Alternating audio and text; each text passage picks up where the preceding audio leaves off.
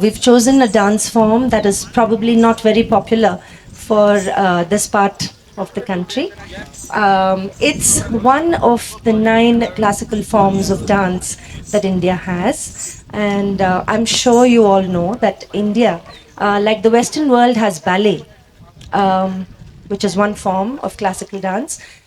Just India has about 9 forms of classical dance from different parts of the country. Today we have with us Bharatanatyam guru, performer, choreographer, Dr. Rajeswari Sainath of Shrutilaya Kendra. And before I introduce her, she will do for us a small piece as an invocation. And just to let everybody know that classical music, classical dance in India, the subject matter traditionally has always been mythology, but that does not in any way, by no means, does it mean that it's not secular. And a lot of other subjects get discussed and expressed through dance and music, especially in recent times. However, the subject matter remains mythology.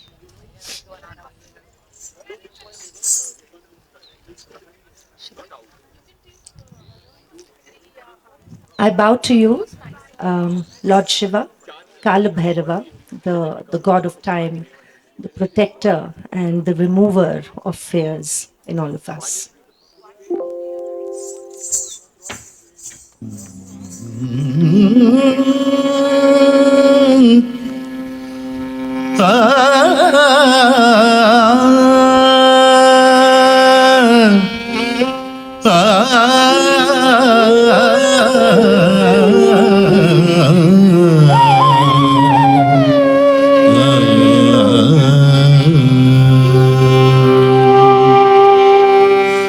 कृपा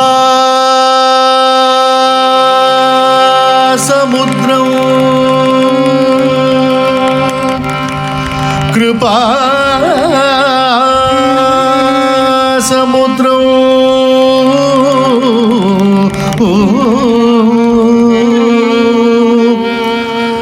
सुमुखं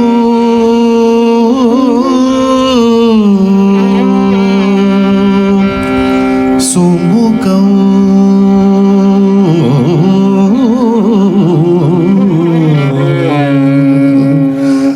त्रिनेत्रं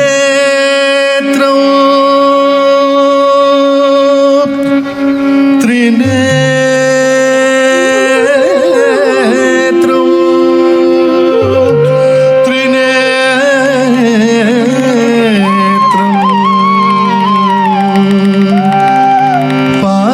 पार्वती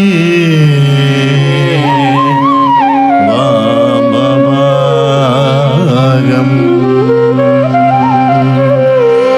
पार्वती वामभागम् सदा शिवं सदा शिवं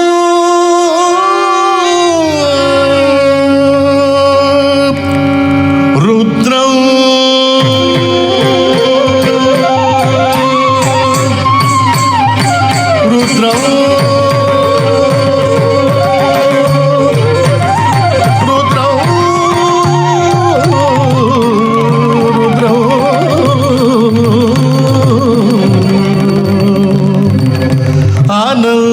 अनन्तरूपम्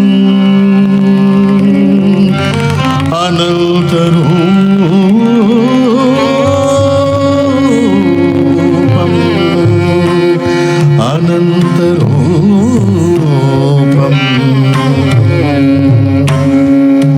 चिदम्बरेशम्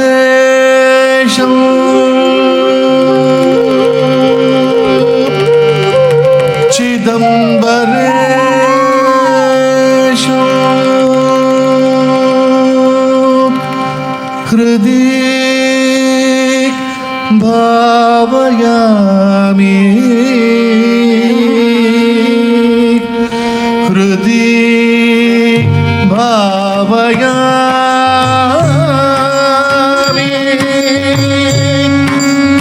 हृदि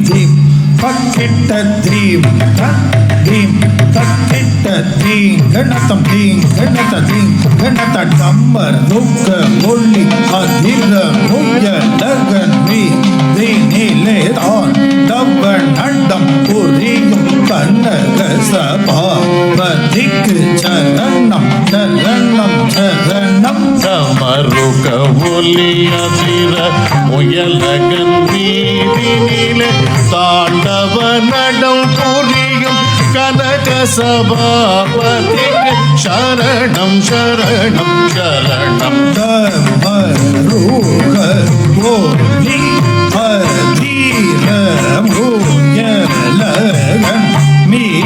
ഒലി അധീര മുയലകൻ നീതിനിലെ താണ്ഡവ നടം പുരിയും കനക സഭാപതിക്ക് ചരണം ചരണം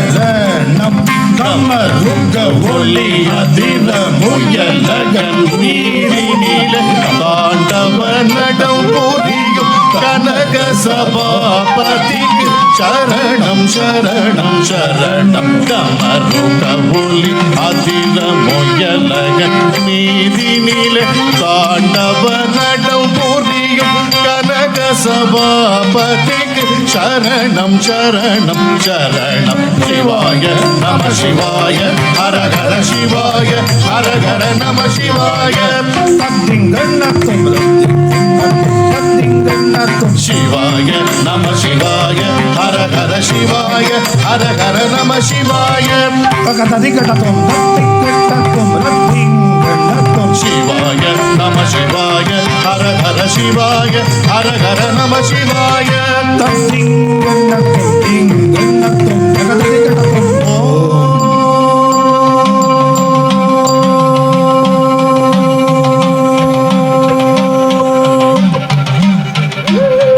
നമ ശിവായ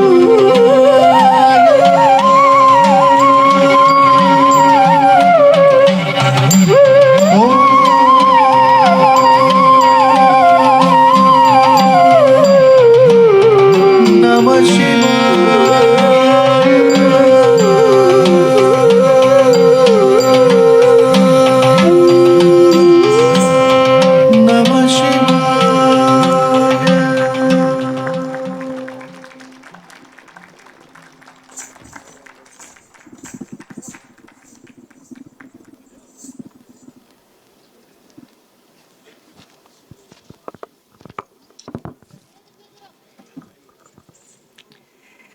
So it's my immense pleasure to introduce Guru, Dr.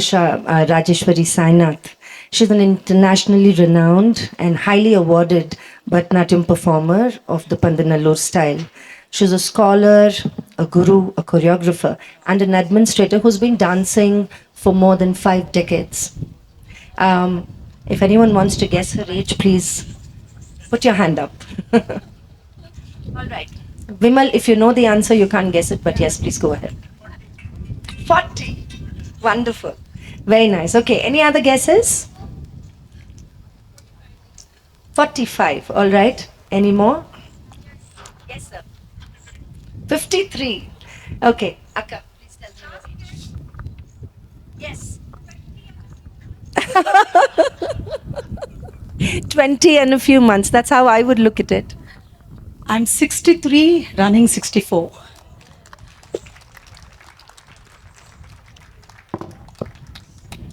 So, and to dance like this takes immense discipline, a lot of care for what you do during the day, every day, and how you condition your body and mind to be able to perform. Today, what she did here for us, because we have a small stage, isn't really her best. Akka can do a headstand and she can do splits. So that should tell you what all she can do. She's amazing. So other than the fact that, you know, she is a very beautifully trained dancer, she has been teaching almost for 5 decades now. And she's been awarded by the government and other bodies as well. I don't want to go into the awards because I don't believe that awards are the only way that you can judge a person's ability. However, she is mentored by Mridangam legend Guru Karekudi Mani, who passed away recently. And he is internationally acclaimed to be an expert on Laya. And she's had, because of him, immense experience in the rhythm of dance. And we will come to this later. She has a PhD to her credit in the mathematics of dance. Akka has performed at TEDx. She is one of the only artists that we have in Bharatanatyam who has performed at the Sydney Opera House. And she's performed to jazz musicians, and she's collaborated with Aboriginals and with their music. So, and also she has done, which we will come to later again, a lot of ballets and dance performances highlighting social issues and also talking about things like women's empowerment, even things like organ donation and the need for it. She's done work on weavers in India, and she's done a lot more to do with mental health and the nexus between dance, movement, and mental health. So I welcome you, Akka. And as we all know, in India, dance and music is very much part of our lives. And I don't want to take anything away from the genre of Bollywood, because that's the first thing that comes to everybody's mind. Classical dance, classical music in India is thousands of years old. It's a rich cultural heritage, and it's something that we all ought to be proud of. Classical dance stems, as you might know, from Bharata Muni's Natya Shastra, which is thousands of years ago. It was written thousands of years ago. It was probably compiled between 500 BC, 200 AD. And the rules that it has, very fascinating, are still used when children are taught dance. But I'd like to ask Akka, my first question to you, Akka, is, can you take us a little bit back to what actually, where did classical dance originate, and how did it evolve over the centuries, and how was it taught, and how is it taught now? Gurubhyo Namaha. Namaskaram. I thank Aparna for her generous introduction about me. I thank Shri Amitabh ji and the Nainital Lit Festival for inviting me and giving me this wonderful opportunity. Thank you for that. To begin with this session, I would like to start by saying that just a very quick introduction for those who are perhaps not very familiar with this dance and the origin of this dance. Lord Brahma went into a deep meditation and created out of the 4 Vedas, the 5th Veda, the Natya Veda. And sage Bharata wrote the Shastra of this, the grammar of this dance, the classical dance, and named it as the Natya Shastra. And predominantly this was performed in the temples by the temple dancers. And these dancers were meant to be performing for the ritualistic offerings to the Lord, the presiding deity of that temple, maybe Lord Shiva or Vishnu. And therefore the dance components were not given importance. It was mainly for the ritualistic activities. And these dancers, temple dancers, were called as Devadasis or Sadhuratis. And while this was happening, due to the during the British colonial rule, they banned this Devadasi system, the Sadhurnatyam. And thereafter, this Sadhurnatyam was not very much being performed in the temples. And then in the 20th century, the, the great Srimati Rukmini Devi Arundel, E. Krishna Iyer, they wanted to revive this because this is such a beautiful art form, classical dance, and slowly it started moving from the temples to the modern theaters. And thereafter, the, the exercise of learning again this art form started becoming more popular. And if I can say that probably our generation, I can say that one of the last generation where we had the Guru Sishya Parampara, the experience of the Guru Sishya Parampara, where we would stay with our Guru and learn this beautiful art form. So that's how it's come to the modern theaters and thereafter being performed in modern theaters. And this experience of Guru Sishya was, the learning was not at any fixed time. It could be any part of the 24 hours a day. It could be even in the midnight. So these experiences gave us a lot of insight into the beautiful art form and the relationship, the emotional connect between the Guru and the Sishya. So that was something that I think my generation experienced. And thereafter, it has become a very structured with time management. This is what is the time allotted for this because there were so many things to do for the next generation. So this kind of an introduction is what I can say from how it has come to the present day scenario. Of course, I'll be taking you to the how it's right now at the moment the art form is all about. Thank you, Akka. I remember Siraj Bhai, who's from the Rampur Sahaswan Gharana, he's going to be performing here tomorrow. He would tell me how when he had to practice his tabla, his father would wake him up at 3 a.m. and put his hands on the tabla and put 2 towels on top of his hands so that the voice is muffled and he doesn't wake up anybody else in the house. But he had to practice for 3 hours before he would even get out and get his chai.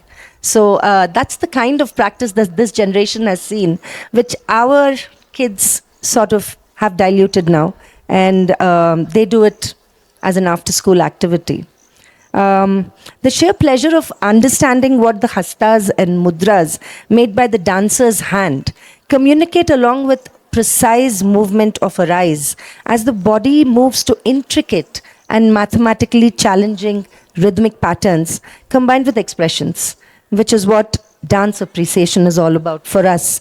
But Akka, you've done something truly unique by pursuing a PhD in the mathematics of dance, and that's really fascinating. It's an intersection of numbers and movement. Can you share with us how maths, especially rhythm and structure, underpins classical dance? And would you perhaps demonstrate a vocal syllable for us, a cholukattu, a rhythmic syllabic pattern that shows us how this works in practice? Dance has got mainly 2 components. One is the emotional aspect of it and the technical aspect of it. The technique and the emotion both are tied together with the frequency of time. That's exactly mathematics. And it's exactly the same, the mathematics that we do, we play with the numbers, and the rhythmic aspect of the music, any music, whether it's Indian classical music or Hindustani music, or it's a Western jazz, or any music has got the beats. And the beats are actually numbered. So if you master these numbers, it becomes easy for you to have control over the whole music in your presentation, in your choreography, and so on. So, coming to the technical aspect of the dance, that's the maths aspect. It's all numbers where we can say 1 is, in the language of dance, we have a syllable, vocal syllable. 1 is ta, 1, 2, taka, 1, 2, 3, takita, 1, 2, 3, 4, takadinna, 1, 2, 3, 4, 5, tadikita dum, 1, 2, 3, 4, 5, 6, Taddiyi kitta dum. 1, 2, 3, 4, 5, 6, 7. Ta, ta, diyin ginna dum. Then 8. Taddom, tadding ginnatum. Then 9. Ta, dom, tadding ginnatum. Then 10. Ta, kdum, tadding ginnatum. So this vocal syllable actually is the representation of the mathematical numbers. So when we actually perform, of course, I'll have this mic and I will just show my footwork, how I actually represent these numbers in dance. Ta, ta, ta, taka, taka, taka, takita, takita, takita, takadina. 1, 2, 3, 4. 1, 2, 3, 4. 1, 1, 2, 3, 4, 5. 1, 2, 3, 4, 5. Tadding ginnatum, tadding ginnatum. It's more easy for the dancers and the musicians to connect with our language. Tadding ginnatum. So we tie these 10 numbers and we play with these numbers in the tala. That is when we have a broader structure of the tala, which actually the song is there in that. See, because most of you appreciate the song, the dance, but actually it is going on a very structured meter cycle. 1, 2, 3, 4, 5, 6, 7, 8. So this is called as Aditala. Each macro number, main number, while it's taking 8 for one circle, it takes 32 for the inner circle. 1, 2, 3, 4, 1, 2, 3, 4, 1, 2, 3, 4, 1, 2, 3, 4, 1, 2, 3, 4, 1, 2, 3, 4, 1, 2, 3, 4, 1, 2, 3, 4. So 8 into 4 is 32. This multiplication, that is 32, 32, 32, 32, goes on and on and on in a presentation. Deem tanana tillilana tillana nadir deem. Deem nadir deem nadir deem nadir deem tanana. So this kind of a song is structured in this macro numbers 8 and micro numbers 32. This we travel and we navigate through these numbers as fours, fives, six, which actually comes and meets at the point 1. It could be one cycle. Sometimes you can take 32 as one cycle. Sometimes you can take 32 into 3 as one cycle and compose choreograph like that. However, there must be a arithmetical progression and also there is an element of geometry which is very important. The straight line, the right angles, the slanting line, acute angle, obtuse angle, circle, anything that fits into geometry will very beautifully.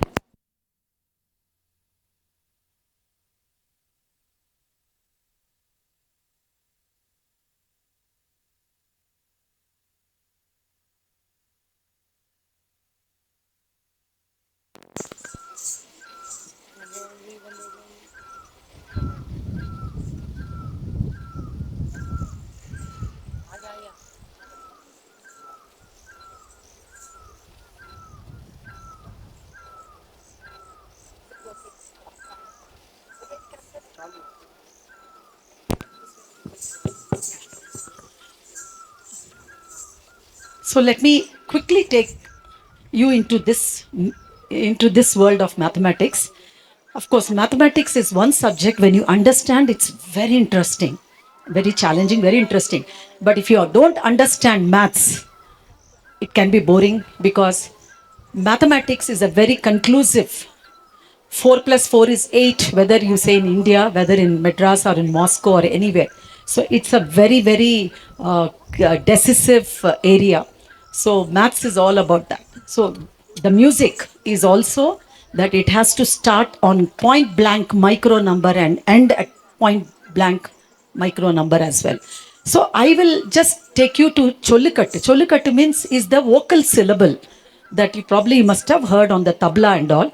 So what we actually recite in Bharatnatyam, in the Indian classical dance, the South Indian classical dance, I'll just take you through that vocal syllable which is full of mathematics. But it sounds like a music.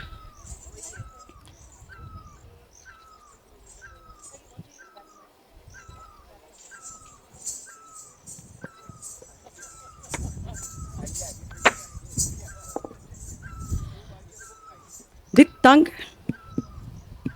Volume dim. Can you hear me? Yeah.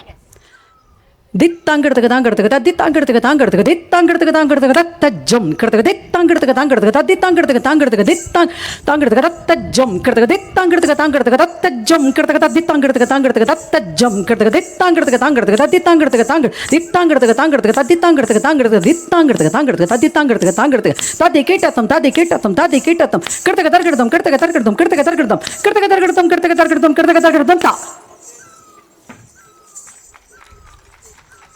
This sounds like a music actually, but this is full of calculations. It's going in fours and then it's coming as 3, 3, 3. But finally it's divisible by.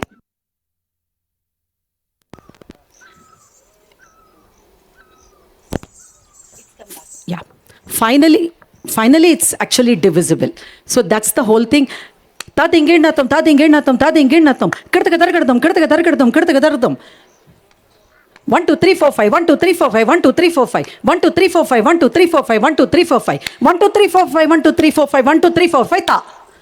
So see how these numbers, but when we say numbers, because we are more used to the vocal syllable of the whether it's tabla or the mirdangam, so that the mirdangam, which is the South Indian drum, that's this syllable that we take it for Bharatnatyam. So maths is about, it's a very vast area. How you actually, it's like, I would say that it's like a structural engineer who, constructs a huge building. So he has to visualize the end product and accordingly he should design the load bearing capacity. So like that, even in the composition, the numbers that we give, okay, we have to give it should also have a progression. It can't be erratic. So this is the very beautiful aspect of mathematics, and I'm extremely fortunate that I had a legendary artist in my family, and I took up so many compositions to do PhD in that. And with all humility, I think I'm one artist, or rather only artist, who has dwelled into this area of PhD.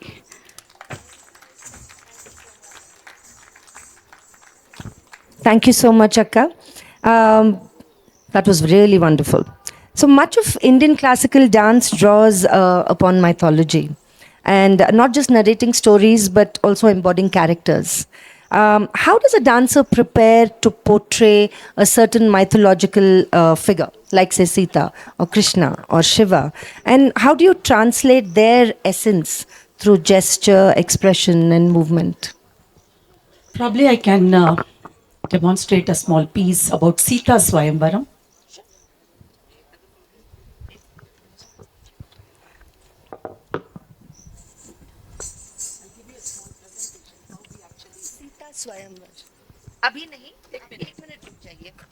So, this is one of Akka's favorite pieces in dance. It's the Sita Swayamvar, and I know everybody here would know the story. King Janaka invites people to come to his place from far and near, because his daughter has become of eligible age to be married. And it's a Swayamvar, which means that Sita gets to choose her own husband. And there is, however, a condition that the person who would marry Sita should first be able to lift Shiva's mighty bow. And the reason for this is because as a toddler, when Sita's playing with her friends, one day a ball that they're playing with goes under the table that has Shiva's bow lying on top of it. And this bow is really, really difficult to move, and it takes many strong soldiers to move it even a little during ceremonies. And Sita just very easily lifts it with her hand, and she allows her friends to pull out the ball from underneath. So when Janaka sees this, he realizes that his adopted daughter is not normal, and that she's extraordinary. And hence, when the Swayamvaram happens, kings come in. Many kings come, and then the bow is rolled in, and they try their hand at lifting it, and they fail.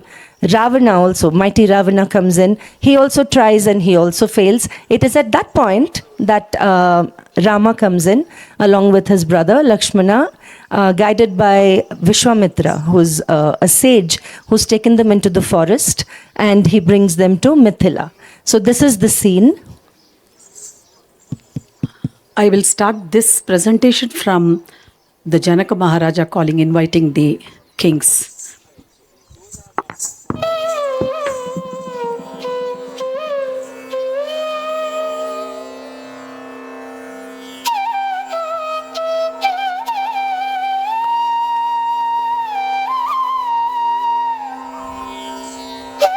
Adbhuta depicts awe, enthrallment, and wonder.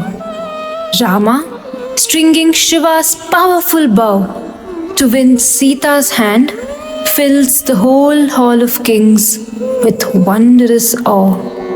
A bow that even Ravana failed to string, and Sita's enthralled wonder.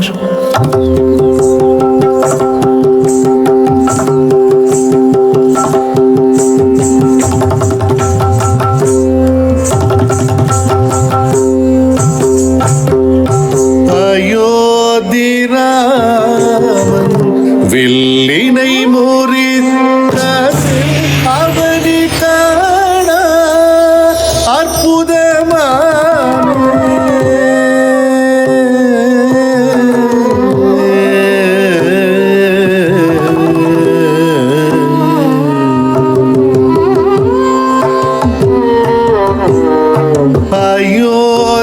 அயோத்திராமன் வில்லினை முறித்தது அவனி காண அற்புதமாமே.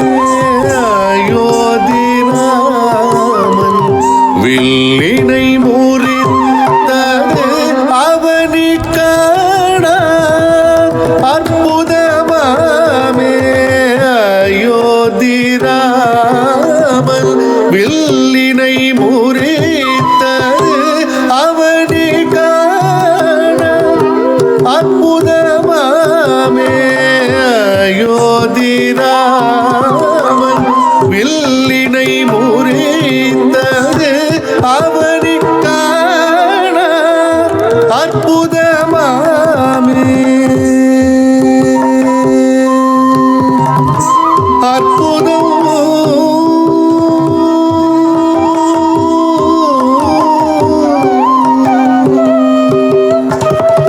அற்புதம்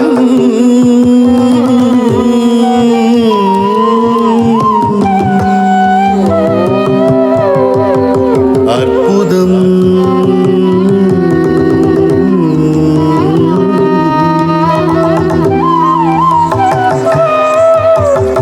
அற்புதம்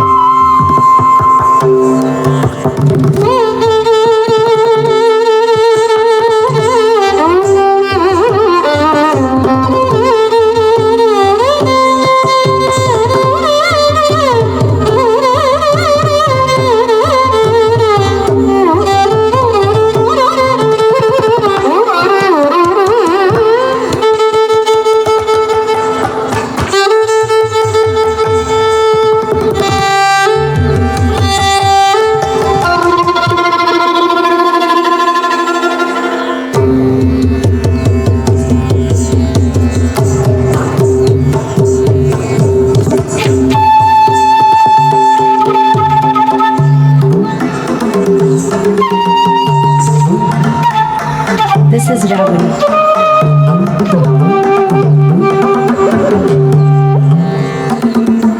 Not yet.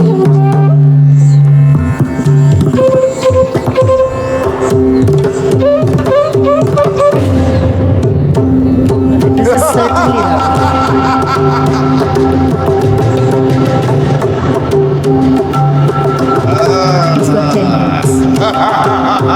I was very proud of him.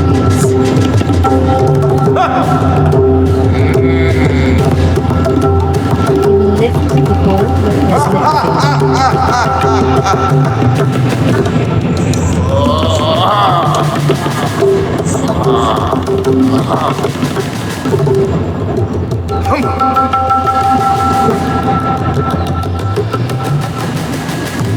Yes.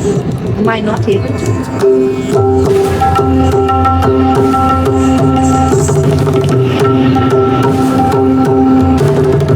The little one is.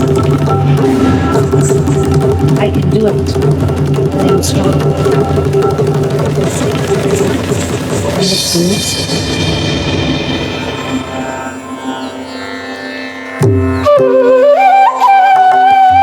Embarrassed. He leaves the hall.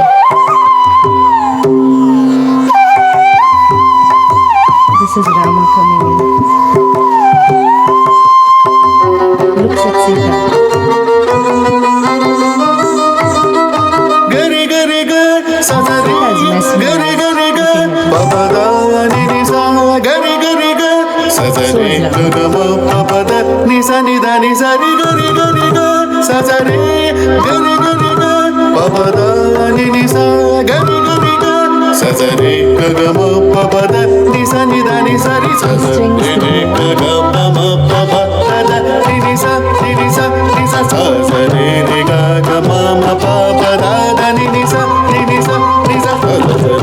ga ga ma ma pa pa da ni ni sa And it breaks.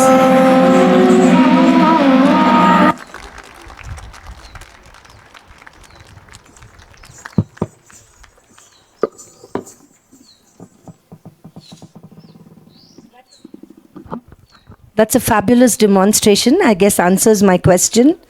So you have to feel the character to be able to dance, and you have to get your laya right, you have to get the music right, and you have to get the expressions right.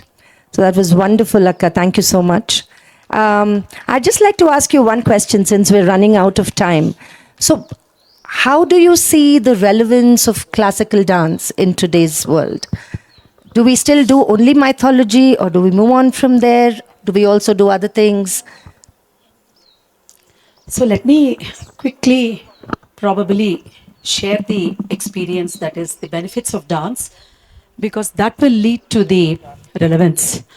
Dance is highly physical. And today the costume that I'm in is just, it's not the costume that we actually wear it on the stage. This is something that we use it for the demonstration. And it's highly physical.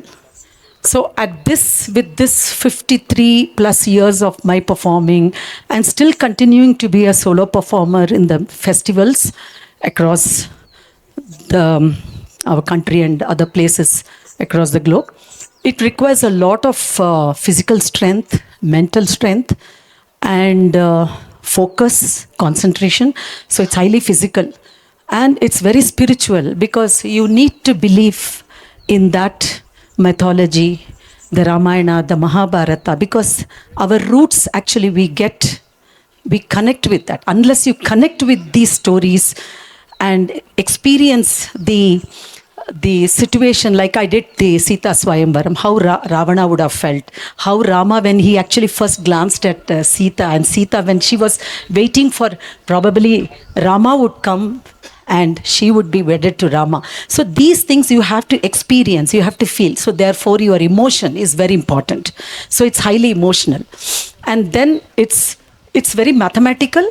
It is yoga, it's spiritual, it's physical, it's also philosophical. Because when you deal with the stories of Krishna, there are a lot of philosophical stories that actually we probably don't realize in our day-to-day life, and we take the inspiration from these stories. And in the present context, I would say that the children who are more about, I mean, the technology has, of course, it has set in all fields, and fine arts is no exception for that. So there is a globalization of dance, which has, from the temples, it's come to the theaters, and now it's come to the modern theaters. When I performed as a solo artist, I still have it on, it's there on the YouTube, when I performed as a solo artist, Tilana in Sydney Opera House in 2013. For me, when I saw almost hall full, and it's a main concert hall, you have quite a few auditoriums inside Sydney Opera House, but I performed in the main opera house, main concert hall. I was seeing the effect of the globalization, how people could connect to the movement of our dance, who are perhaps totally novice to this art form.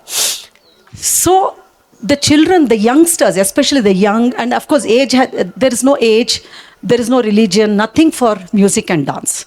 And I know my students come from different walks of life, from different background. And the students who are more about academics and more about this technology invasion, they are able to connect to the roots, the Guru Sishya Parampara, the respect for elders, the respect to the social environment, the sensitivity. You have to be very sensitive to the society. So all these things are the, you actually benefit because when you learn this art form, because it controls your mind, your mental health, you keep that under your control. So it's so, physically when you're fit and mentally you're fit, you are very positive, you are very happy, and you also want to see that happiness in everybody. So that's the rasanubhuti.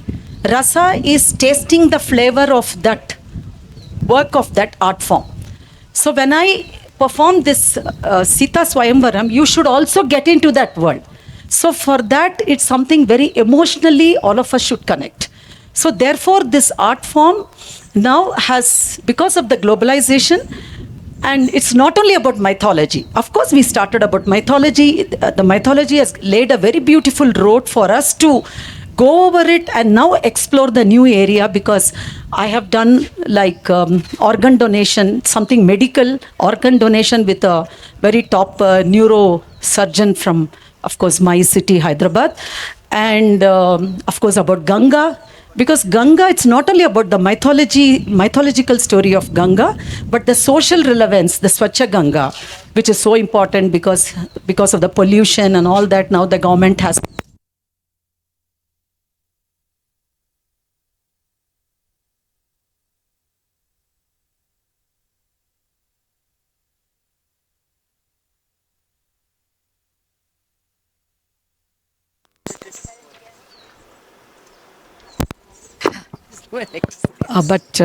yeah.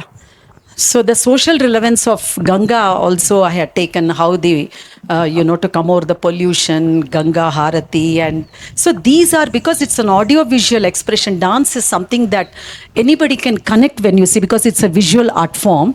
It's very important for the dancers to take up the issues that are so relevant for the present generation, for the present society. So in this context, we have done we can do about environment, we can do about this beautiful place we are in, the kind, So you can describe anything and everything with your creativity, your imagination, because dance is all about, it's a creative art. It's how you actually imagine given a situation. So that's the social relevance also, which is very important. Thank you, Akka. So we actually had a couple of clips from their very popular ballet called Ganga, The River with a Soul, which we were going to show you. But since we don't have time now, I'd like to invite the audience to ask Akka any questions. We can take a few questions. And instead of that, if you would like her to show you an expression, or you would like to give her an expression to enact, we could do that as well. If you don't have a question, you can give her a rasa to enact, and then she'll do it for you. So, Adbhut. Actually, I just did the Rama.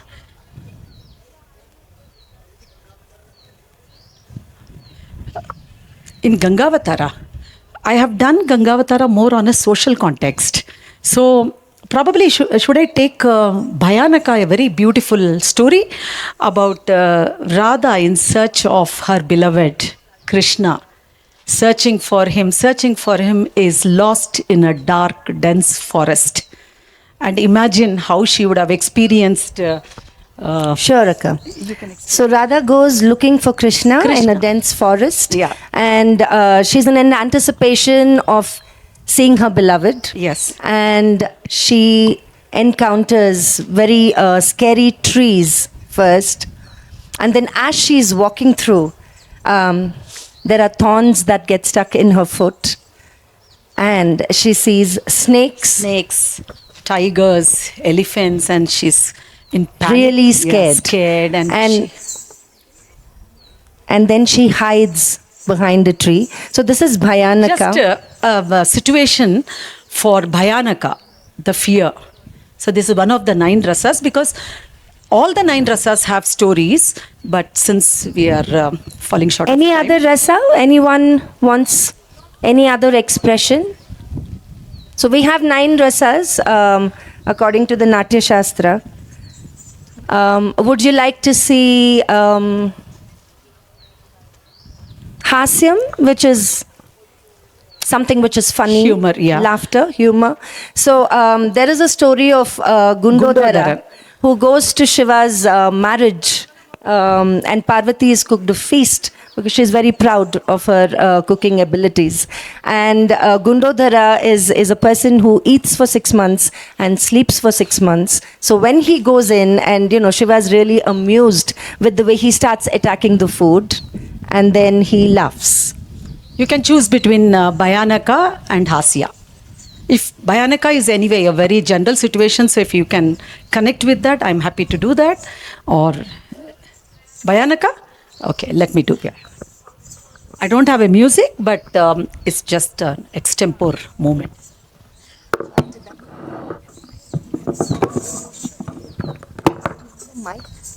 Mic.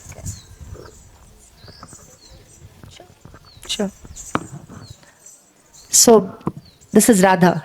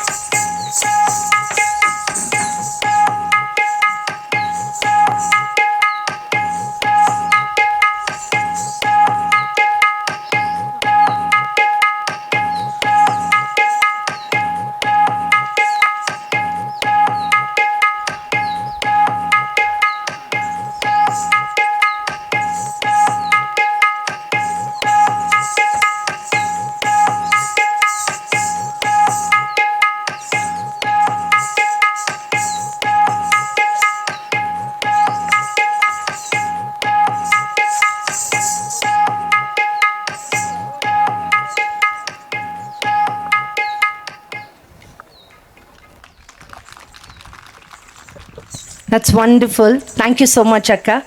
And I'm sorry we're not able to show them your Ganga parts. She was quite excited about showing Ganga because it's Uttarakhand. And Okay. So, does she have time to do 2 minutes of Tilana? Okay. All right. So, I just want to let you know that Dr. Sainath is available here today and tomorrow because you've not been able to talk to her, and you can please take your time to meet her and ask her questions while she's around in the festival. Is it okay if we do the 2 minutes Tilana? Okay. Tilana.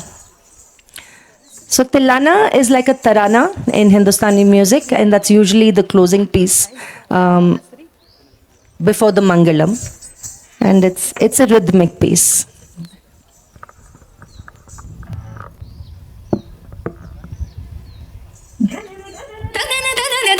Janana janana tanana tanana tom janana janana tanana tanana janana janana tanana tanana tom tom janana janana tanana tanana tom tom janana janana tanana tanana geet dhuni ko takdheem natr keta tom naach rahe gori taal dai dai tom kira to geet dhuni ko takdheem natr keta tom naach rahe gori taal dai dai tom kira to geet dhuni ko tak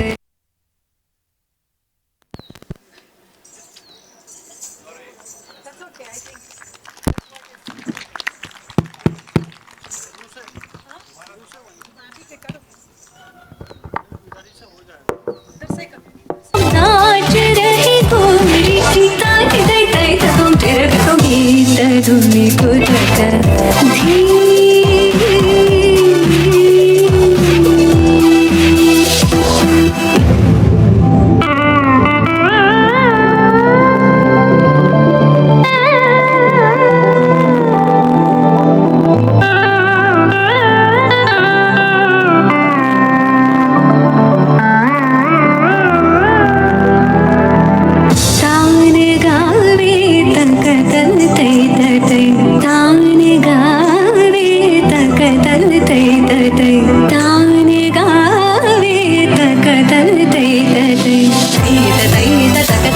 धीम दगिड दग धीम धीम दगिड दग धीम धीम दगिड दग धीम हद तो मत गीत धुनी को तक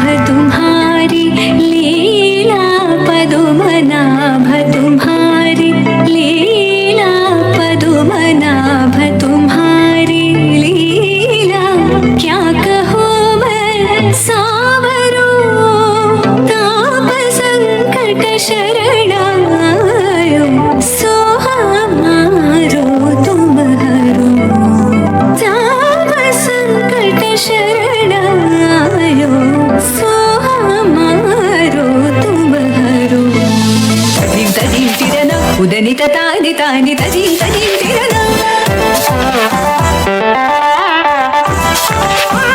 तदीं तदीं तिरना उदनित तानि तानि तदीं तदीं तिरना तानि तों तदग तदरि तदान दर तानदीं गलरि गलरि तदगदा तार तदगमां तानि तदगदां तार दीं दीं दीं तकतन अलरि तों तों तों तकतन तनि अलरि गीत धुनी को तकधीं नात्र केत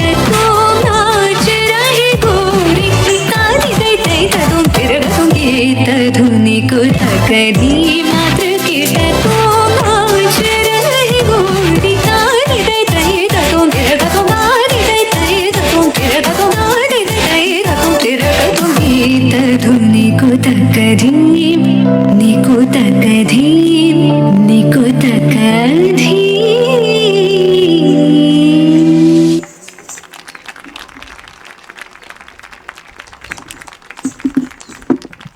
Speaking not only in gestures and rhythm, but in timeless resonance. Thank you so much, Akka. Thank you. That was truly educative. Thank you very much.